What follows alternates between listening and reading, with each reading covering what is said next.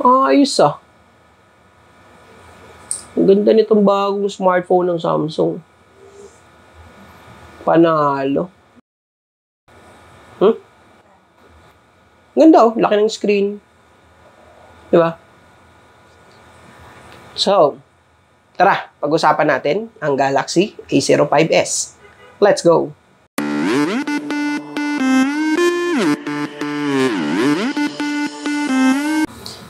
Hey guys! Welcome back again to my channel. So for this video, pag-uusapan natin ang putok na kasimputok ng aking pimples, ang bagong nilabas na smartphone ng Samsung this first week of October, walang iba kundi ang Samsung Galaxy A05s. Ano nga ba ang meron dito sa smartphone na to ng Samsung? Bakit? Ito lang, maingay masyado sa market. Asahan natin yan, pag ang Samsung naglabas ng smartphone na budget-friendly, marami talaga ang gustong ma-experience and at the same time, marami yung nagsisearch, di ba? So, kamusta nga ba and at the same time, ano nga ba yung pwede nating ma-enjoy? Sa video na to guys, kung nagpa-plan ka to buy the new smartphone of Samsung, which is the Galaxy A05s, well, I think this is the perfect video for you. Pag-uusapan natin dito, ano nga ba yung pwede nating ma-enjoy? Bago tayo mag-proceed, syempre, I would like to invite everyone, guys, to subscribe on my YouTube channel, syempre, para updated kayo sa mga latest devices ng Samsung. And hindi lang yon, may mga price update din tayo ng iba't ibang brand na ginagawa dito sa ating channel. Huwag na natin patagalin. Pag-usapan na natin, guys. So, this first week of October nga, naglabas ang Samsung ng isang budget-friendly smartphone, which is ito nga, itong hawak ko ngayon guys,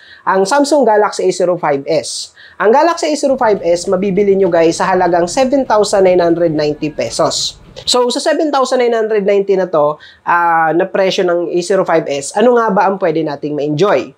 So, as you can see guys, ayan, so na-experience ko sa kanya, first is that yung pinagmamalaki talaga ng Samsung, yung premium and stylish design. As you can see, ang ganda ng design niya, hindi mo siya mapagkakamalan na 7,990 pesos lang. So, isa sa mga pinagmamalaki ng Samsung dito is that the Samsung Galaxy Premium Design Identity. Ano yung sinasabing Premium Design Identity? Kung makikita nyo guys, yung design niya is hindi ni Samsung nilalayo dun sa mga flagship devices niya, which is the Galaxy S series. So, kung titignan nyo mabuti, parang gumagamit ka ng isang flagship smartphone ng Samsung, even the price itself is 7,990 pesos lang. So, one of the advantage ng design niya, ang ganda kasi smooth and at the same time, matte finish siya. So, hindi dumidikit yung fingerprint niya dun sa likod upon using this smartphone. And at the same time, ang gustong-gusto ko din sa kanya talaga is that yung yung texture niya kapag hawak mo, mapifeel mo na hindi siya masakit sa kamay or something like, alam mo yun, kahit matagal mo siyang hawakan. Kasi nga, yung gilid niya, rounded type corner siya. Even yung dito sa may pinaka-side niya, ayan, naka-round siya. So, ang sarap niyang hawakan. So, kahit na malaki yung pinaka-screen ng device. So, isa yon sa mga reason, I think, kung bakit talagang nagtitrending din tong smartphone na to ng Samsung. Next, syempre guys, may dalawa kayong kulay na pwedeng pagpilian with the Galaxy A05s. Andyan ang black, which is itong hawak ko. And at the same time guys, meron din tong isang kulay, the light green. So, depende. Kahit ano naman yung piliin nyo sa dalawang device, is okay lang. Kung gusto mo ng neutral color, go with the color black. Pero kung gusto mo naman na medyo extraordinary yung kulay ng smartphone mo, well, I think go with the light green, di ba? So, kung gusto mo medyo kakaiba. So, hindi kasi common sa isang smartphone ang naglalabas ng kulay green. By the way, kahit alin naman yung piliin niyo dyan sa dalawang kulay na yan ng Galaxy A05s, masasabi ko na mapipil mo pa rin and may kita pa rin talaga yung pagiging premium look ng smartphone. Next naman guys, na nagustuhan ko with the Galaxy A05s is that yung camera niya, not really the camera itself, but the design pa lang, magugustuhan mo na siya.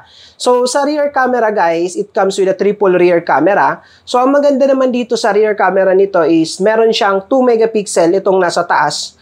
So, 2 megapixel, ang purpose nito is the macro lens. So, para saan nga ba yung macro lens? Well, explain ko lang. Macro lens, guys, this is the responsible for you to take smallest subject. Yung mga maliliit na subject na gusto mong i-focus, ito yung gumagana dyan. No? Next is yung main camera. Ito yung nasa gitna naman. So, ang maganda naman dito, they have higher megapixel with 50 megapixel, guys. So, ang maganda naman ngayon dito, with 50 megapixel, they have the autofocus technology na rin and a focal 1.8 aperture.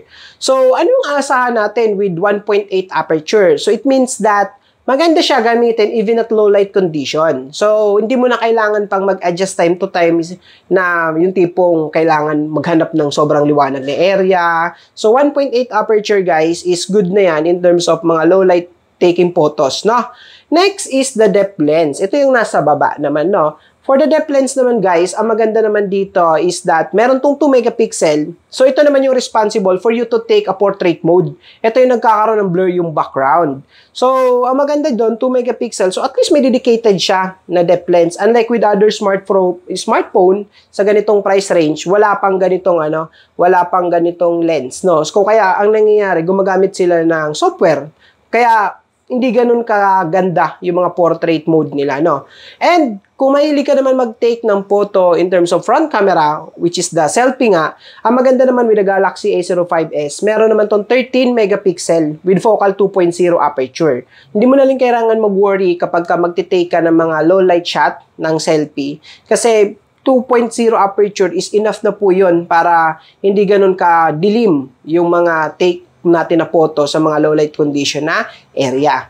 Pagdating naman guys sa display ng Galaxy A05s, pwede nating ma-enjoy dito ang 6.7 inches display na talaga namang malaki para sa 7,990 pesos na smartphone sa market today. So 6.7 guys, pwede mo nang ma-enjoy dito yung awesome experience syempre.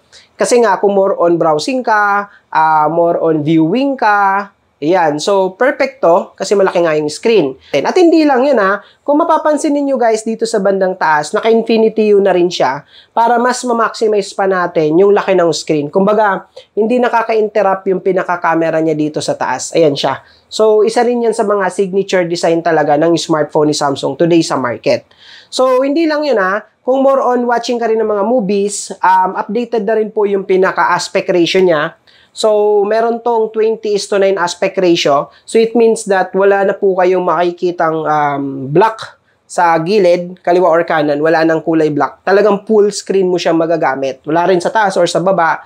Talagang mamamaximize mo yung 6.7 inches display. Tapos, ang isa rin sa mga advantage syempre dito guys, sa halagang 7,990 pesos, naka Full HD Plus resolution na to. So, kung more on watching ng mga series, especially sa Netflix, ayan, sa YouTube, di ba?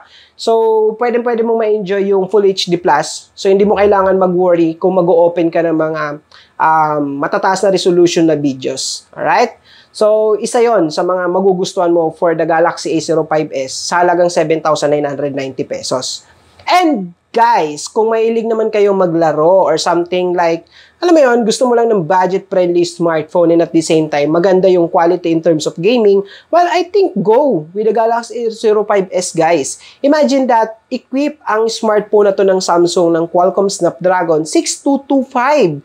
So, ano nga asahan natin dito? Well, mas upgraded na yung processor niya for that budget-friendly price. So, may enjoy mo na dito yung mabilis na data connectivity and at the same time, pwede ka rin dito mag-multitasking. Pwede kang mag-open na multiple application at the same time. So, hindi lang yon, yung processor na to guys for this smartphone, mas long-lasting na rin yung yung pinaka-battery niya. At nabanggit ko na lang din naman yung matagal siyang malobat. Well, syempre, may enjoy mo tong smartphone na to with a 5,000 mAh battery capacity at hindi lang yon. Supported na rin siya ng super fast charging technology which is 25 watts. Mabilis siyang mag-charge. Sabihin na natin, for 30 minutes, nasa 48 to 50% na kaagad yung battery. So, malaking tulong yon kasi syempre, like for example, nang mamadali ka, limbawa, pagising mo sa umaga, lobat ka, and then papasok ka pa sa work.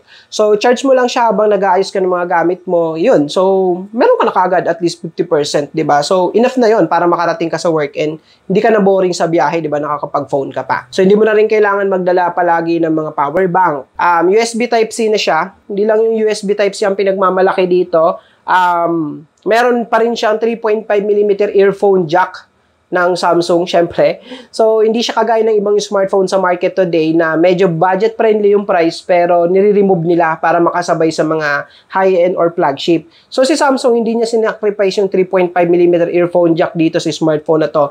Kaya sa mga naghahanap dyan ng smartphone na may 3.5, ito, Galaxy A05s, I think pasok to sa inyo guys. And that's it guys. Thank you so much for watching this video of the Galaxy A05s here on my YouTube channel. So kung hindi sa inyo guys nakakaabala, no? So ini-invite ko kayo to subscribe para lagi kayong updated sa mga upload ko dito sa aking YouTube channel. And kung may mga questions and suggestions din kayo, feel free to comment down below. And syempre, paki-share na rin syempre sa mga kaibigan ninyo etong video na to. Malay nyo, diba? Makatulong sila sa kanila for them to purchase this smartphone. Thank you!